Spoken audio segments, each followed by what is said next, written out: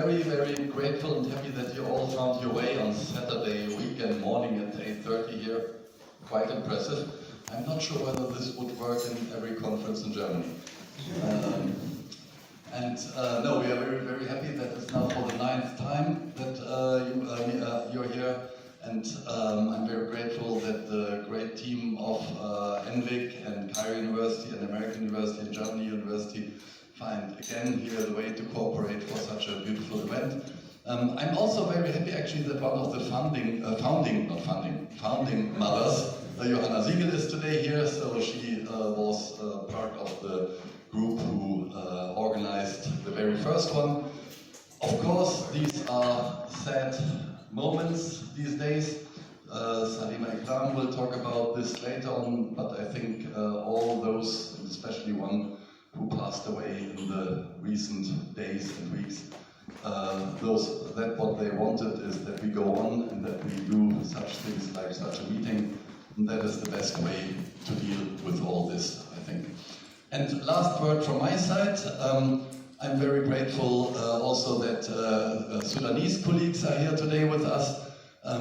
Come anytime, that's your house, so please, library, if you have questions. I know the situation is difficult for the colleagues in Sudan, and I'm very happy that you find more and more your way also to German Archaeological Institute. And that is the moment when I pass over to Salima.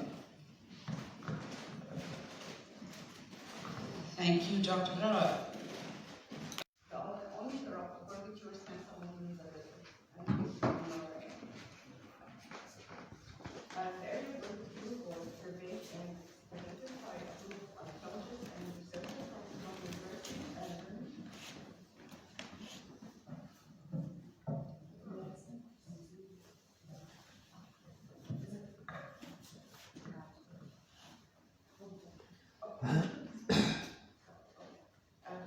University, Germany, and the framework of the US project under the direction of Dr. Huber in the 1980s.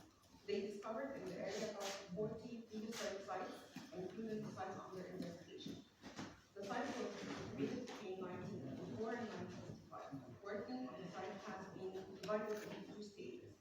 The third is the first millennium BC, different communities inhabited the region located between first and the third patriarch. These groups obtained, stored, and distributed foodstuff and commodities in various ways. The development of storage strategies has major consequences, both for economic and also for social complexity. This research will focus on an exploration of different types of constructed storage facilities for edible commodities in the area of Lower Nubia.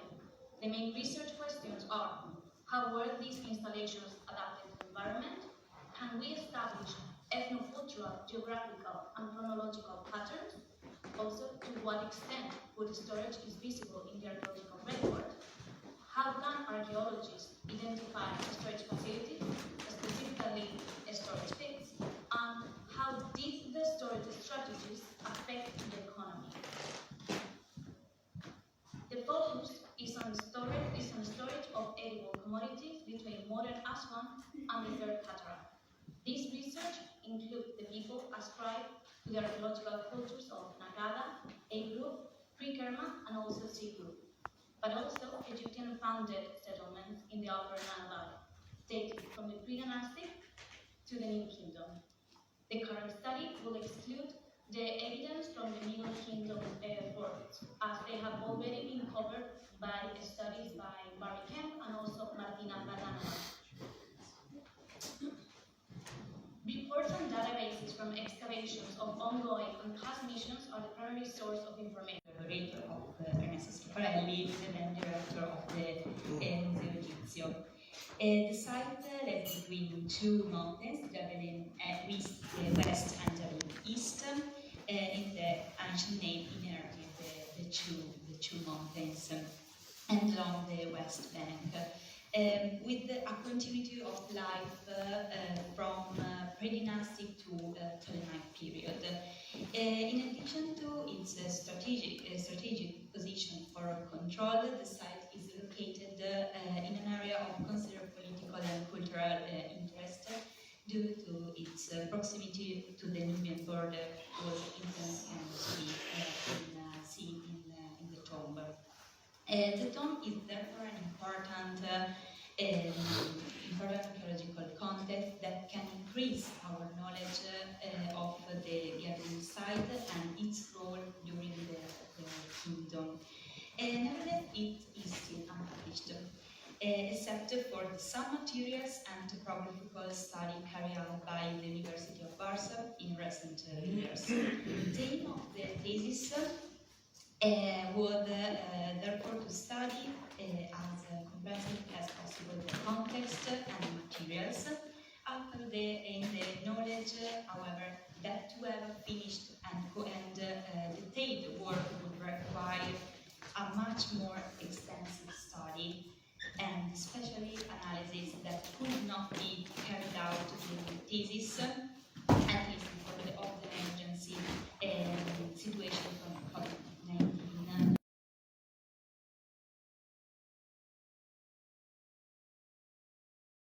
Of children, because a lot of bias and the presentation. Prego, Giulia. When we come to bioarchaeological studies over a need inside individual life and beliefs and social attitudes. But for children, it's not just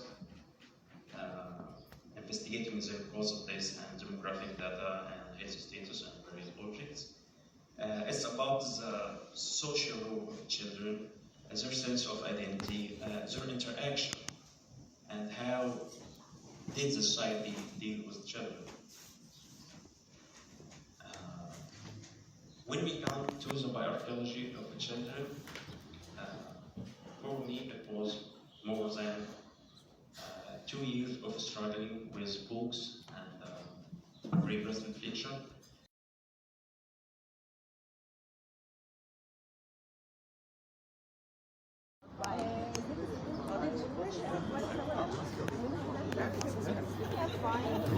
I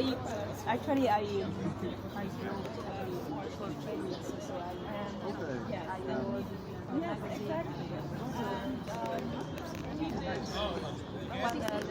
the project is crossing boundaries. Yes, you're working with Liège and history. And what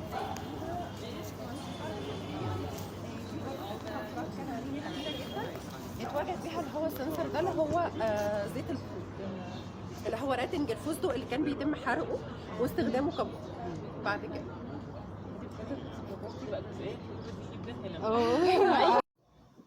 Additionally than that, we have the fact that the first stage is communication between mother and infant. Singing is an integral aspect to it. Lullabies are an integral aspect to soothing a young infant. And as we know from ancient Egyptian lexicon, is also part of soothing the divine. Furthermore, work of art is not just reconciliation like veracity, but also a reinvention of language altogether. And in addition to that, it is the fact that music is a form of structure that we consider it possibly a language. The ancient Egyptians had a considerable amount of terms to describe music, both the instruments and how to interact with the instruments. As we can see in relief, such as, let me see how this is.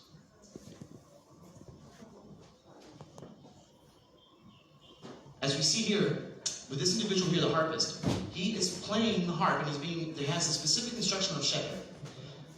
Behind him over here you have a clarinetist. He's playing on that, which is the name of the instrument itself, but the instruction for it is sabah, which, as we see here, is to blow a wind instrument.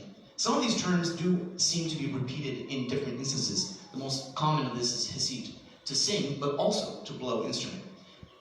These sorts of terms, in either case, music should represent language. As I established, music and language go hand in hand. Well, Egyptian is an Afro-Asiatic language. The music should also be Afro-Asiatic, not, in this case, with harmony, which is a very distinctly Euro-Asiatic or Eurasian style of music. So while the instrumentation, again, is correct, you have drums and vocals, it is not likely to have sounded that way, especially on an album titled Music in the Age of the Pyramids, where there would have been less likelihood of it sounding that way.